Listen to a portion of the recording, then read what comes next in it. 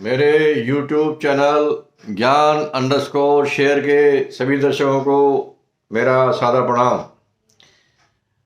मित्रों, आज हम चौथे अध्याय के छठे श्लोक से शुरू करेंगे। तो आइए प्रारंभ करते हैं भगवान के नाम लेकर। ओम वसुदेव सुतं देवं कंसचाणूरमर्दनं देवकी परमानंदं कृष्णं वंदे जगद्गुरुम्। ओम यं ब्रह्मा वरुणेन्द्र रुद्रमरुतः स्तुर्मन्ति स्तवहि वेदैः साङ्गपदक्रमोपनिषदहि गायन्ति यं सामगाः ध्यानावस्थितद्गतेर्मनसा पश्यन्ति यं योगिनो यशान्तं न विदुः सुरगणाः देवाय तस्मै नमः। ओम श्री परमात्मने नमः। मित्रों, आज हम चौथे अध्याय के छठे श्लोक से प्रारंभ करेंगे और इसमें भगवान ने अर्जुन को अपनी विषय में बताया है कि मैं साक्षात ईश्वर हूँ। और अर्जुन भी एक सामान्य मनुष्य नहीं है। अर्जुन भी पूर्व जन्म में नर ऋषि था, तो वो नैष्कर्म सिद्धि को ऑलरेडी प्राप्त था, पर इसमें एक लीला करने के लिए भगवान ने स्वयं भी और अर्जुन का भी एक तरह से एक अवतार ही हुआ है। तो ये श्लोक है, अजोपि सन् अव्ययात्मा भूतानां ईश्वरोऽपि सन् प्रकृतिं स्वाम अधिष्ठाय संभवामि आत्ममायया। रिपीट कर रहा हूं, अजोपि सन् अव्ययात्मा भूतानां ईश्वरोऽपि सन् प्रकृतिं स्वाम अधिष्ठाय संभवामि आत्ममायया। मैं अज हूँ, यद्यपि मैं अज हूँ, अज अर्थात अजन्मा हूँ, अविनाशी हूँ, भूतानाम ईश्वर, प्राणियों का मैं ईश्वर हूँ। ईश्वर का अर्थ होता है जो शासक होता है। प्राणी भूतानाम ईश्वरोऽपि सन् प्रकृतिं स्वाम अधिष्ठाय, अपनी प्रकृति को अपने अधीन करके, संभवामि, मैं प्रकट होता हूँ, आत्म माया, अपनी माया से। तो भगवान यहाँ क्या कह रहे हैं कि मैं यद्यपि अज हूँ, अजन्मा हूँ, मेरा कोई जन्म नहीं होता, कोई मृत्यु नहीं होती, मैं अविनाशी हूँ, अव्यय हूँ, अविनाशी हूँ, भूतानाम ईश्वरोऽपि सन्, और सभी प्राणियों का मैं ईश्वर हूँ। लेकिन लोक कल्याण के लिए, धर्म की स्थापना के लिए मैं बार बार जो है जन्म लेता हूँ। और किस प्रकार से जन्म लेता हूँ? प्रकृति में स्वाम अधिष्ठाय, अपनी प्रकृति को अपने वशीभूत करके, अपने अधीन करके मैं अपनी माया से मैं अपनी माया से प्रकट होता हूँ, संभव होता हूँ, प्रकट होता हूँ। तो अब ये श्लोक बहुत महत्वपूर्ण है, क्योंकि हम सब जो है ईश्वर को सही प्रकार से जानते नहीं, और इसीलिए भगवान इस बात को स्पष्ट रूप से कह रहे हैं कि मैं हूँ कौन, अपना परिचय दे रहे हैं। हम क्योंकि ईश्वर जो है वो भिन्न भिन्न रूपों में प्रकट होते हैं, मनुष्य के रूप में जब प्रकट होते हैं तो हम ये गलती करते हैं कि वो एक साधारण मनुष्य हम उनको मान लेते हैं, क्योंकि वो मनुष्य धनधारी है। इसी बात को श्रीमद् भगवद गीता में 7वें अध्याय के 25वें श्लोक और 9वें अध्याय के 11वें श्लोक में भी कहा है। मैं उसको भी अभी कोट करूंगा। 9वें अध्याय का 11वां श्लोक है, अवजानन्ति मां मूढ़ा मानुषीम तनुमाश्रिताः। अवजानन्ति मतलब मेरा निरादर करते हैं, मुझे तुच्छ समझकर मेरा निरादर करते हैं। अवजानन्ति मां मूढ़ा, कौन करते हैं? जो मूढ़ है। अवजानन्ति मां मूढ़ा मानुषीम तनुमाश्रिताः, मनुष्य शरीरधारी मानकर, मुझे एक साधारण मनुष्य मानकर जो लोग हैं, जो मूढ़ है, वो मेरा निरादर करते हैं।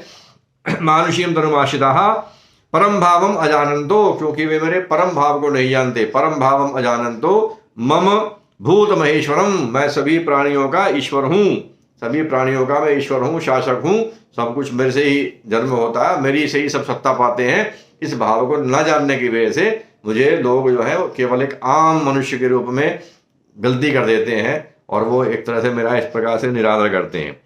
इसी से संबंधित 7वें अध्याय का 25वां श्लोक है, जिसमें वो कह रहे हैं, मूढ़ोऽयं नाहं प्रकाशय सर्वस्य योग माया समावृतः। योग माया से ढके होने की वजह से मैं सबको प्रकाशित नहीं होता, अपने असली रूप में मैं सबको दिखाई नहीं देता। केवल जो मैंने लीला करी है, मैं उस मनुष्य रूप में केवल दिखाई देता हूँ। ना हम प्रकाशे सर्वस्य योग माया समावृतः मूढ़ोयम नाभिजानाति लोको माम अज अव्ययम।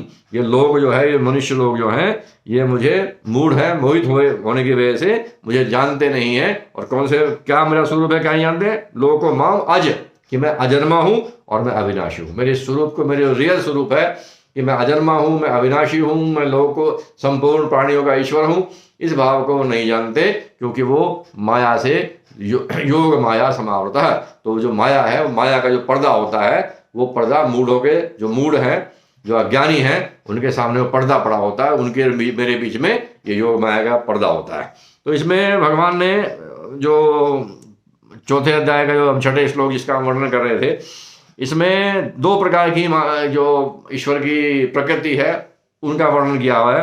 क्या बताया? प्रकृति में स्वाम अधिष्ठाय। अब इसका अर्थ ये है कि जो आम जो लोग हैं, आम जो प्राणी हैं, उनका जो जन्म होता है वो पूर्व जन्मों के जो कर्म होते हैं उनके वजह से होता है। जैसे कर्म होते हैं वैसा उसका जन्म होता है। और जिसके कर्म अकर्म हो गए, पुराने कर्म सब जो क्षीण हो गए, लीन हो गए, तो उसका तो, जिसको मोक्ष मिल गया, भगवत प्राप्ति हो गई जिसको, उसका तो पुनर्जन्म नहीं होता। लेकिन बाकी अन्य का, सभी का जो जन्म होता है वो पूर्व कर्मों के जो संस्कार हैं उनके परिणाम स्वरूप जो गुण पैदा होते हैं, सत्वगुण, रजोगुण, तमोगुण, उसके उससे जो उनकी स्वभाव बनता है, प्रकृति बनती है, उसी के वशीभूत उनका अगला जन्म होता है। अर्थात उनका जो जन्म होता है वो उनके कर्मों के अधीन होता है। लेकिन यहाँ कहाँ, इसमें भगवान क्या करें? तो भगवान का जन्म इस प्रकार से नहीं होता। भगवान इसको स्पष्ट कर रहे हैं, प्रकृति में स्वाम अधिष्ठाय, अपनी प्रकृति को मैं, जो मेरी ये प्रकृति है, कौन सी प्रकृति? जिस प्रकृति से सारा संसार पैदा होता है, वो प्रकृति, उस प्रकृति को मैं अपने अधीन करके मैं प्रकट होता हूं।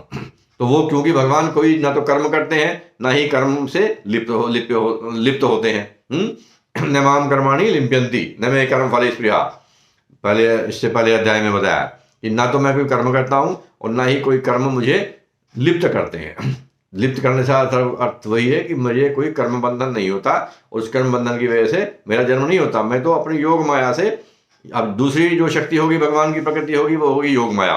तो दो शक्तियां होगी। एक शक्ति जो जिस प्रकृति की वजह से सब प्राणियों का जन्म होता है, सब संसार पैदा होता है, और दूसरी शक्ति होगी योग माया। तो जिस योग माया क्या है? जो ईश्वरीय शक्ति है, जो ऐश्वर्य है भगवान के पास, जो उनकी विलक्षण पावर है, उसको योग माया कहते हैं। जिस शक्ति की वजह से वो चतुर्भुज रूप में कभी पैदा होते हैं, कभी वो बालक बन जाते हैं, कभी वो जो है किशोर बन जाते हैं, कभी जिस रूप में जब चाहें जब वो प्रकट हो जाते हैं। तो ये जो उनकी शक्ति है, ये जो असाधारण शक्ति है उनकी, इस शक्ति को योग माया कहते हैं। तो इस योग माया के जो कह रहे संभवामि आत्म माया, तो जो माया ये है, योग माया ये है कि अपनी योग माया से मैं प्रकट होता हूं। तो इसलिए ईश्वर को हमें कभी भी साधारण मनुष्य नहीं समझना चाहिए, और उनके बारे में हमें जो है क्रिटिकल एनालिसिस नहीं करना चाहिए कि उन्होंने ये सही किया, ये गलत किया। ऐसे कई बार इस तरह की चर्चाएं होती हैं, और आजकल तो इस प्रकार की व्हाट्सएप यूनिवर्सिटी में तो बहुत चर्चाएं हो रही हैं।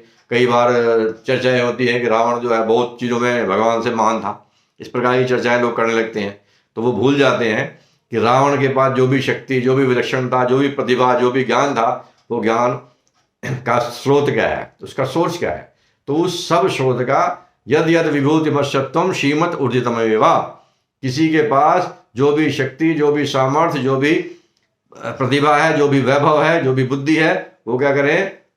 यद यद विभूतिमत्सत्वम श्रीमत ऊर्जितमेवा तम तमेव अवगच्छत्वम मम तेजोंश संभवम। भगवान के एक छोटे से तेज से, एक छोटे से हिस्से से, तेज के एक छोटे से अंश से ही वो संभव है। तो हम में किसी में भी कोई विलक्षणता है, कोई भी प्रतिभा है, कोई भी विशेषता है जो भी दिखाई देती है, वो हम समझते हैं कि हमारी है। तो मित्रों, हमारी नहीं है, वो सब केवल और केवल ईश्वर के तेज के एक अंश की वजह से ही वो हमारे अंदर है। जैसे ही वो अंश, वो तेज लुप्त होता है, तो वो हमारी विलक्षणता सब कुछ धरी की धरी रह जाती है। इसी प्रकार से अर्जुन का भी एक प्रकरण है कि अर्जुन जो है अपने आप को, उसको अहंकार हो गया, और जब भगवान जो है अंतर्धान हो गए, तो उसके बाद में जो उनका यादव कुल था, तो यादव कुल में मारकाट मच गई। तो मारकाट मचने के बाद में वहाँ पर जो महिलाएं थी, तो अराजकता वहाँ फैल गई। तो महिलाओं की को वहाँ से सुरक्षित लाने के लिए अर्जुन वहाँ पर गए कि वो मैं वहाँ से सुरक्षित लेके उनको हस्तिनापुर लेके आ जाऊँगा। तो वहाँ जब अर्जुन लेके गए, तो जब वापस आ रहे थे तो रास्ते में भील कबीलों ने उनके ऊपर आक्रमण कर दिया, और वो आक्रमण करने के बाद वो जो महिलाएं थे उनको अर्जुन से लूट कर ले गए। तो उसमें इसी में एक वो ये है कि भाई अर्जुन के वही बाण थे, वही अर्जुन वही बाण।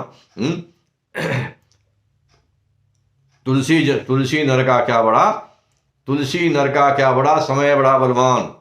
तुलसी नर का क्या बड़ा, समय होत बलवान। तुलसी नर का क्या बड़ा, समय होत बलवान। भीलन लूटी गोपियां, वही अर्जुन वही बाण। तो इसलिए समय के अनुसार भगवान जिसको जो सामर्थ्य जो शक्ति देता है, वो सब शक्ति हमें उसकी भगवान की समझनी चाहिए, अपनी नहीं समझनी चाहिए। और दूसरी भी हम रात दिन हम कथाएं सुनते हैं, कहानियां सुनते हैं, उनमें विभिन्न घटनाओं को समझते हैं, लेकिन फिर भी हम ये भूल जाते हैं कि भगवान है या वो साधारण मनुष्य हैं। जैसे अब श्री कृष्ण भगवान ने जब वो छठी के दिन थे तो उन्होंने पूतना का वध कर दिया। तो छठे दिन, जन्म के 6 दिन के बाद क्या कोई बालक ऐसा इतना शक्तिशाली हो सकता है? यदि वो ईश्वर नहीं है तो क्या उनकी असाधारण शक्ति नहीं है? तो उनकी कोई भी उम्र हो, कोई भी कुछ हो, कोई भी अवस्था हो, वो ईश्वर में जो ईश्वरत्व भाव है उसमें कभी कभी नहीं आती, क्योंकि वो तो एक लीला कर रहे हैं, वो तो सर्वशक्तिमान है, परमेश्वर है, सब लोग के ईश्वर है। इसी प्रकार से जब वो 1 वर्ष के हुए तो तृणावत राक्षस का वध किया, 5 वर्ष के हुए तो अघासुर का वध कर दिया, और जब 7 वर्ष के हुए तो 1 उंगली पर उन्होंने गोवर्धन पर्वत को उठा लिया। और हम बहुत खुश होते हैं कि भगवान ने जो इतना बड़ा महान कार्य कर दिया, लेकिन हम उसी समय ये भूल जाते हैं कि वही ईश्वर, वही परमेश्वर, वही सर्वशक्तिमान तीनों लोगों को उठाए हुए हैं, तीनों लोगों को धरे हुए हैं। तो उनके लिए गोवर्धन पर्वत उठाना तो कोई महान कार्य थोड़ी है, तो उनकी छोटी सी बात है। तो इसलिए हमें कभी भी भगवान को एक साधारण मनुष्य नहीं समझना चाहिए। कई बार हम ये बहस में पड़ जाते हैं कि भैया भगवान जो है, कौन से भगवान बड़े हैं, कौन से छोटे हैं, और उसी में हम आपस में लड़ने लगते हैं। तो वो सब ईश्वर एक ही है, सब उसी परमात्मा के सही, सब उनके भिन्न भिन्न रूप हैं। उसको हम ना समझ के, उन जो ईश्वर तत्व है उसको हम ना समझ के, उनको जो रूप है, जो मनुष्य तन है, उसके ऊपर हम झगड़े करते रहते हैं। तो जो रियल जो एसेंस है ईश्वर की, उसको इस श्लोक में समझाया गया है। इसको हमें सबको समझने की जरूरत है, और उसी प्रकार से हम ईश्वर को प्रणाम करें, उसका उनमें आस्था रखें, उनमें भक्ति रखें। आज इतना ही। भज गोविंदम। जय श्री राम।